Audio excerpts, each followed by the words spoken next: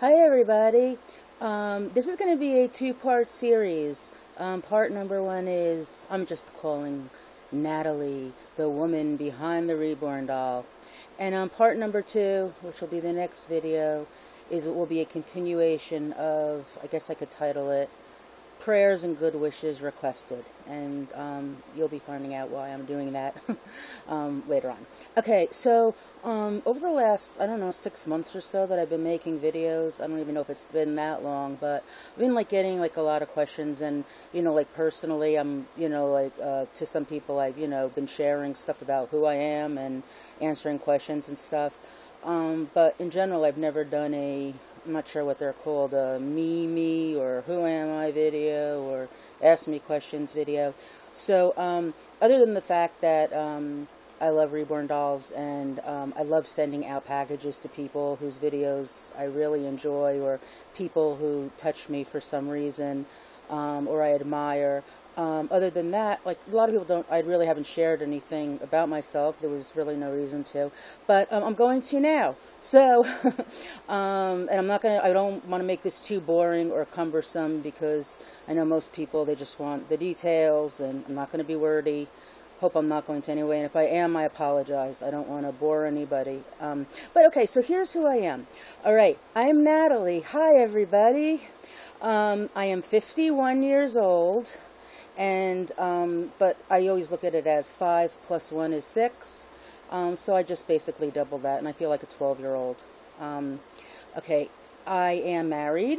My husband and I don't have any kids. We had, up until a couple of months ago, we had a cat. We've had dogs and cats and other assorted animals over the years, and but we had to put our cat to sleep, so we're still in mourning, and we still have not replaced the cat. Last time we had a cat, actually, a number of years ago, Victor was in mourning for so long, and he didn't want to disrespect our cat, or that's how he felt, so we didn't get a cat for 3 years, because he felt guilty doing something like that, and how can you do that, something like that for an animal? You just replace it, because I was ready in 3 months, but he wasn't. So yeah, we live alone. We used to be major professional career seeking people, and we aren't anymore. I met Victor, actually, he was my boss. When I graduated college, I was a biochem major, and I got a job. I was very lucky, got a job right out of college doing research. But I wanted to make extra money, and that was back in, I graduated, I think, in 1983. I wanted to make some extra money other than working in the lab and writing reports and stuff. So I entered an advertisement in the newspaper that there was a stockbroker who was looking for telemarketers. This was, a lot of years ago, 1986 or 1987, I can't remember, where stockbrokers and people were allowed to do telemarketing. Now you're not really allowed to.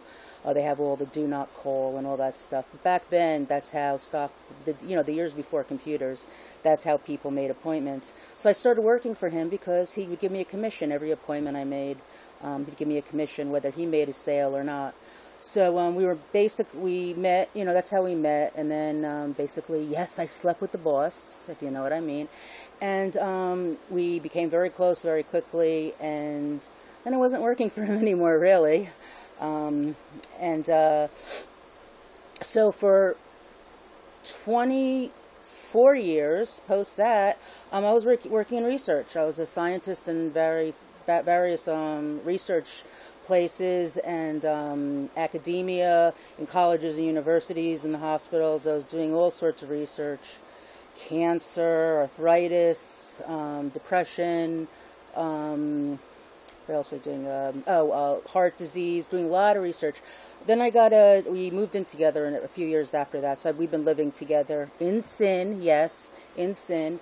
And we didn't get married until 1989, and so much to my mother's chagrin, because I'm Jewish, he's not, I don't care, she did, but okay.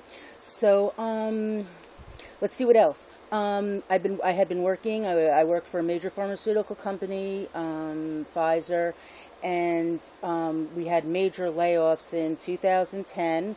So after 27 years, I guess, working nonstop, I had lots of vacations and all that stuff went away, and so after 27 years, I got laid off. And because I had been working with Pfizer for so long, I had a huge severance package. I got over a year severance, and then for lots of freebies and stuff. So I haven't been working since 2010. And I decided to retire early also afterwards. I didn't go back to work.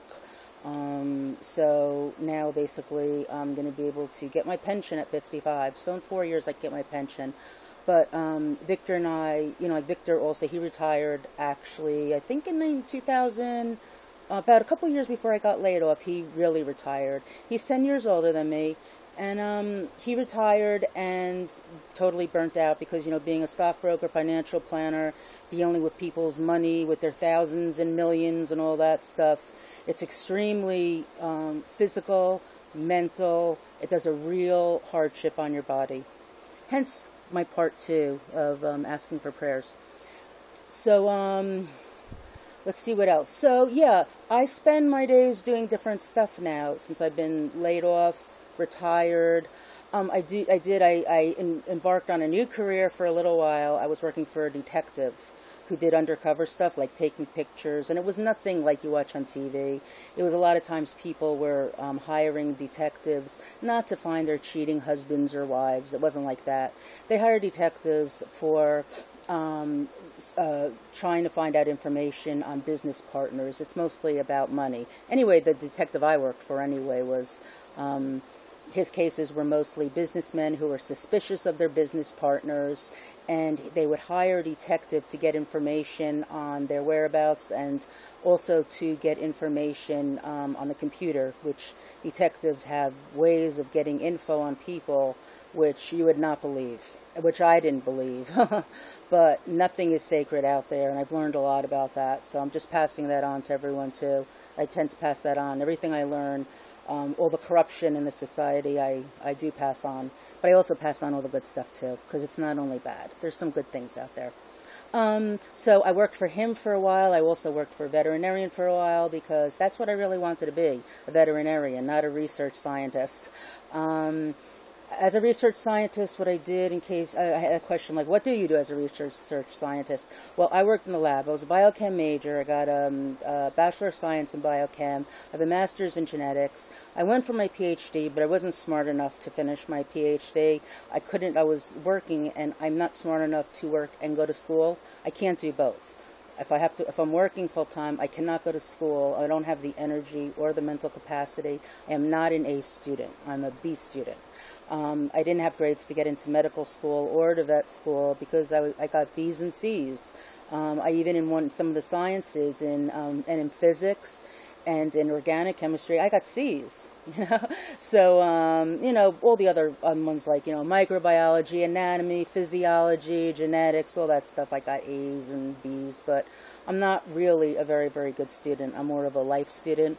If you could show me how to do something and I read how to do it, I do it. But to have to do it for memory without being able to have information in front of me to pass the test, I don't really do that great. I get by, but I'm nothing special at all there. So I worked in the lab. I do experiments. I did reports for the FDA. I was working on clinical trials for a long while. To get a drug to market, there has to be clinical trials first that are done on animals and then on humans. So I was involved in all that. I did a lot of traveling in the country to different research sites where hospitals and universities, they would gather different people who would come and they would volunteer, and they also got a stipend for doing so. They would volunteer and they would take different drugs, and then at different time intervals they would give urine samples and blood samples. They'd come back over the course of a number of years to collect samples for the specific study, and then those research facilities where they would go would send the samples back to the pharmaceutical company, and then the pharmaceutical company would run a lot of analysis on these patient samples. And of course, pharmaceutical companies, their job is they want to get their their drug to market. You know, it takes a long time. You have an idea for a drug, and you do research on it, and you have to, there's a lot of proof you need to give to the FDA to get that drug to market. That's what I was involved in. I was doing, actually, you know, I was one of those scientists, wear the white lab coat, you know, working with different types of chemicals and drugs and patient samples, and a lot of report writing for the FDA, and a lot of audits, which suck. Pharmaceutical companies, whenever they're working on their drugs, you know, like every now and then the FDA comes in, different other facilities come in, sometimes only with a day notice. They come in and they do an audit. They want to see, like, what's going on in that company? What is that research lab doing? Like, they want to look through our records, through our notebooks. They want to know what we know. They want to know that we know certain things. So those were a little bit stressful times, but after you're there, you know, for as long as I was, like, you know, you become a senior person, and then you have people that report to you, and then you have to, you know, deal with them. So these days now, oh, another thing I was doing also once I got laid off, because I wanted to do a lot of things that I never got to do. Another thing I got to do was, a friend of mine got me interested in doing focus groups. I'm not sure if anybody is familiar with focus groups, but they're very interesting. What they are is, you know how like different companies, they want to know which of their products is going to sell because they want to make a lot of money, right? So they will get a focus group. There's companies that have, they gather together different populations, okay? So like different people, different ages, you know, they're different genders, different walks of life. They come in, and they do different types of analysis on products, and you get paid very, very well, extremely well. One of the things that I got I made a lot of money over, and this is what's good is you don't pay taxes on this either. I have diabetes, and for whenever different companies are looking for information from diabetic patients, because they want to be able to sell the glucose monitors and the strips, and the insulin, the injections and stuff, they want to know what things work with the patients and which don't. Like, what are the patients like? So I got called in very, very often. I made like I think like at least $3,000 in 2011, coming in and giving my opinion on different things and sitting in on panels and testing different materials for the drugs, for the sugar testing, and giving my opinion and stuff. And so it was really amazing. I mean, that's like what, so because I felt bad in a way, like I was just sitting home a lot and not making any money. And even though I didn't have to work, I mean, I was getting a severance, and also, like, you know, Victor and I, we were very, very set. We're very, we were always like career and money oriented for our old age, because we know that the world forgives you for lots of stuff, but if you don't have money, you can very often be screwed, and life is not easy. So we set ourselves, but I felt guilty because I had always been used to working and not just like sitting on my ass, and, you know, so I wanted to be productive, and I felt good doing that. And there were a couple of other things that I tried. I worked at our local pharmacy as a pharmacy tech, like working behind the desk there, doing paperwork, and also I went to classes to be able to dispense drugs. So I did that for a while, for like 3 months. The pay wasn't that great, but it was something just different. So I wasn't sitting at home, but I felt like I was doing something productive. Nowadays, for the last 6 months or so, things have been changing for Victor and I, and it's mostly health-wise. And that's where I'm going to get into part 2 of the prayers and good wishes needed. Victor and I are going to be leaving tomorrow for North Carolina. We live in New Jersey, and we're flying over to North Carolina, and I will talk more about that in part 2. I hope that like answered some stuff about me. I was thinking of the questions that I've been asked, and I hope it wasn't too boring, and I hope that I wasn't too lengthy.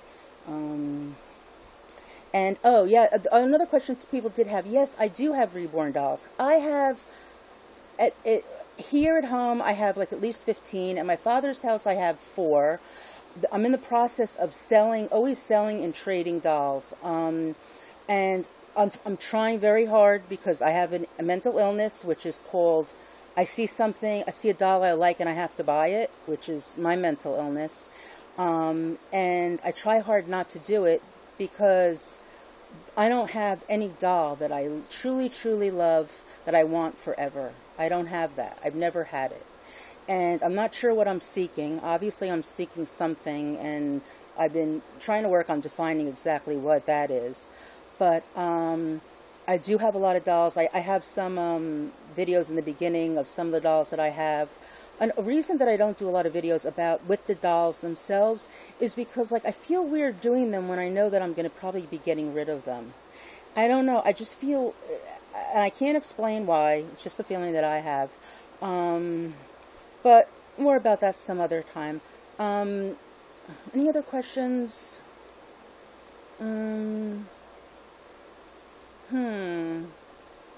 Okay, if I think of anything, I'll include it in part 2. I'm going to upload this, and I'm going to be going over to part 2 with more about Natalie and Victor. Part 2, good luck and some wishes and prayers requested from the Reborn community. Thank you for listening if you've gotten this far. Hugs to everybody. Keep on smiling and keep on keeping on, everybody. Life's a trip. It is. You know that.